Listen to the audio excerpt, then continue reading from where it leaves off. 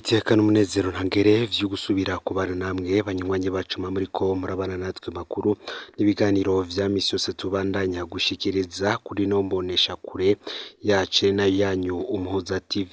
Uyu no mwanya tugiye kubagezako amakuru duhejeje kuronka muri aka kanya.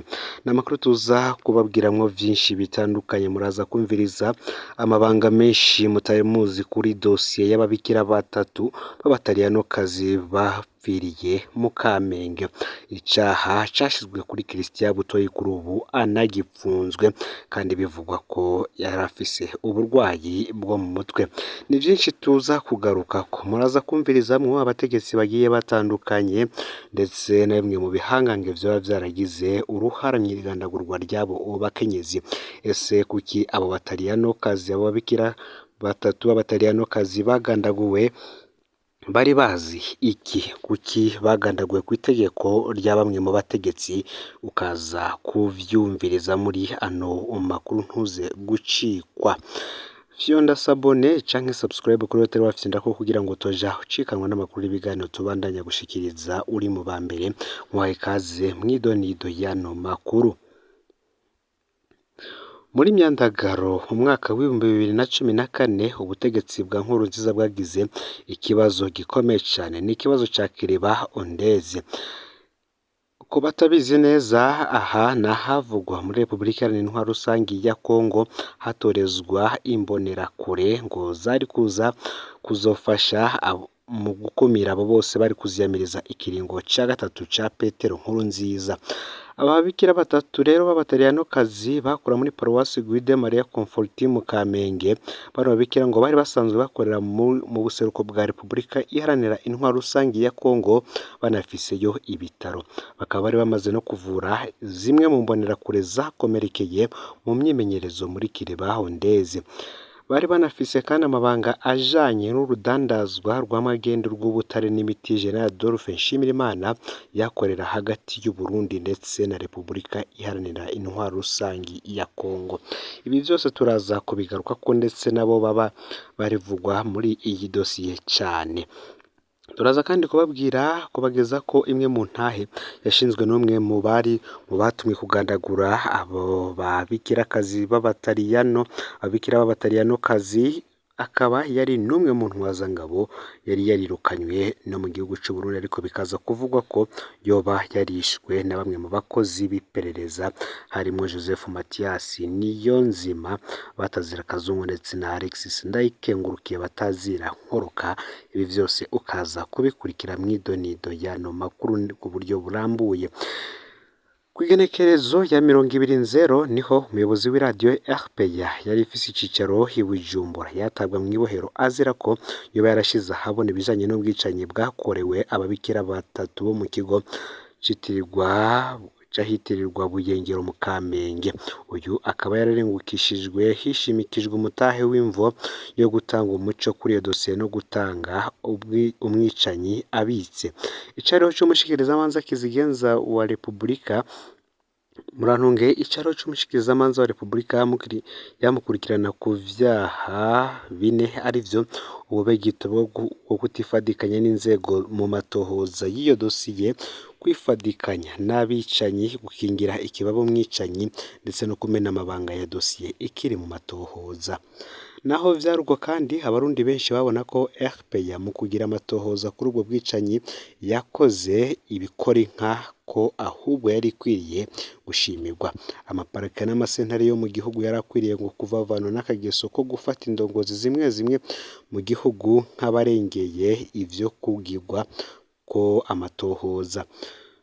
Twibutse ko ubwo bwicanyi buvugwamwo uwari intwazangabo nkuru mu gisirikare cy'u Burundi ari wa Adolphe Nshimirimana yahoze anatwara iperereza. Nivyo tugiye kugarukako. Mu nyuma y'ubwicanyi bwahitanye ababikira batatu b'abataliyanokazi bo muri Paruwasi ya Guido Maria Comforti mu Kamenge ho mu gisagara ca Bujumbura ku igenekerezo y'indwi Nyakanga mwaka wa 2014, iradiyo RPA ijwi ry'abanyagihugu yararonse inkuru y'ingene ubwo bwicanyi bwateguwe. Muri iyo nkuru ya RPA amwe mu mazina yavuzwe n'umuntu avuga ko yakoreshejwe muri ubwo bwicanyi. Uwo munyagihugu aho yari mu kinyegero yavuga ko inama zibiri zagizwe mu gutegura ubwicanyi bwahitanye ababikira ari bo Olga Rashieti w'imyaka 83, Bernadette Bogia w'imyaka 79 ndetse na Lucia Purici w'imyaka 75. Izo nama zikaba zarabereye mu bunywero bita iwabo n'abantu bwa General Adolphe Nshimirimana. Uwo munyagihugu akavuga ko mu nama ya mbere yarimwo nawe harimwo kandi n'abantu nka Adolphe Nshimirimana yahora arongoye urwego rw'igendereza n'umupolisi yitwa Ayubu na Joseph Niyonzima batazira Kazungu. Guillaume Harushimana yarajejwe ubutunzi mu kigo Centre Jeunesse Kamenge n'abandi. Kuko ayo makuru rero abandanya abivuga, abagirijwe n'uwo munyagihugu ko bafashije mu gutegura ubwo bwicanyi bakaba barabajijwe n'iyo radiyo nk'uko RPA yabivuga. Uwahoze arongoye urwego rw'igendereza we yagirijwe kuba yari mu bateguye ubwo bwicanyi, akaba yarabariye iyo radiyo ko we yitabira ibikorwa vyo kubaka igihugu ko boreka ubutungane bugakora ico gihe. Mukamenya ko kugeza n'ubu Eklezia Gatolika kandi bandanya isabukuru kubisha abo babikira. Ariko mu ibohero rikuru rya Mpimba hakaba hapfungiweyo umusore azwi ku izina rya Claude Christian Butoyi, nawe abamuzi bakemeza ko agwaye mu mutwe. Ku rutonde rw'inkuru zagiye zishirwa ahabona ni radio RPA ku igenekerezo ya 19 Ruhuhuma mwaka wa 2015, hari umwe mu bagize ico batangaza yitwa Juventi Nduwimana. Uyu we akaba yaraniyemereye ko ari we yishe abo babikira atari Christian Butoyi yabishe. Nk'uko nayabwiye tugiye kubibabwira mwidonido neza. Juventi Nduwimana akaba avuka mu Kamenge quartier Teza, yahoze arwana muri CNDD-FDD, mu nyuma yinjira mu gisirikare cy'u Burundi aho yirukanywe mu nyuma kubera amakosa, maze aca yinjizwa gukorera iperereza. Nawe nyene yivugira ko mu iperereza yarajejwe ibikorwa vyo kwica abantu nk'uko yabivuze. Muri Nyakanga umwaka wa 2014, Juventi Nduwimana avuga ko yahawe igikorwa cyo kwica ababikira batatu bo kuri Paroisse Guido Maria Conforti yo mu Kamenge aho benshi bita kwa Buyengero. Inyuma yaho intahe ya Juventi Nduwimana ivugiye kuri radio RPA mu mpera za Ntwarante umwaka wa 2015, Juventi yaciye atahukanwa ubutarari yakuwe muri Somalia aho yari muri Amisom. Ashitse Bujumbura, Juventi yapfungiwe mu iperereza akurwayo kubera ko hari benshi basemerere ko ashobora kwicwa canke agahohoterwa, niko kumupfungira kwijabe. Mu nyuma yajanywe mu ibohero rikuru rya Mpimba. Muri Nyakanga umwaka wa 2017, Juventi Nduwimana yarasohowe mu ibohero ajanwa n'intwazangabo z'iperereza. Benshi bavuga ko ari Joseph Mathias Niyonzima, benshi batazira Kazungu canke Alexis Ndayikengurukiye batazira Nkoroka. Ngo kuva ubwo ntarigera gusubira kuboneka. Abatari bake bakavuga ko yamaze kwicwa, amakuru tudafitiye ikiyemeza.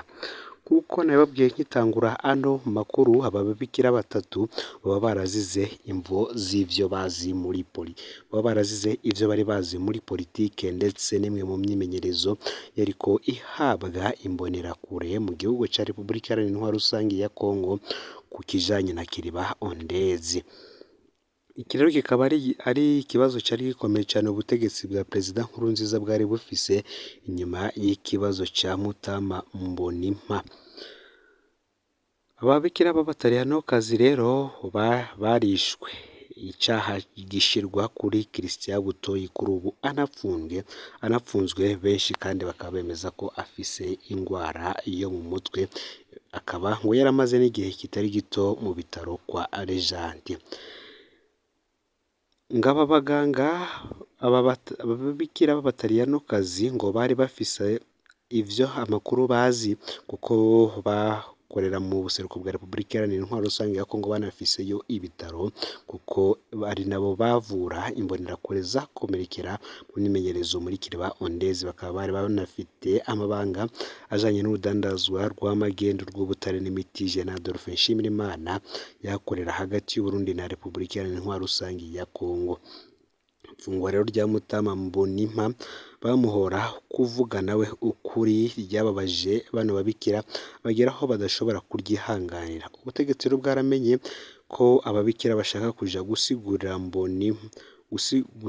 Mbonimpa mu butungane. Ubutegetsi nabwo bukaba bwaraciye bubagandagura bubanje kubakerera ku igenekerezo y'indwi Nyakanga umwaka w'2014. Ndawukengurukiye rero we tubanye muri ano makuru, reka nkwibutse ufyonde sabone canke subscribe kuri hoteli wafyinda ko kugira ngo utojucikanwa n'amakuru n'ibiganiro tubandanya gushikiriza uri mu bambere. Sangiza no makuru kandi bagenzawe aho baba baherereye hose kugira ngo batoje bacikanwa n'abiriko biravugwa bigezwe ko ngaha mu gihugu cy'u Burundi, hanze mbezi igihugu cy'u Burundi ndetse no mu makungu ya kure. No Muhuza TV muhezagirwe.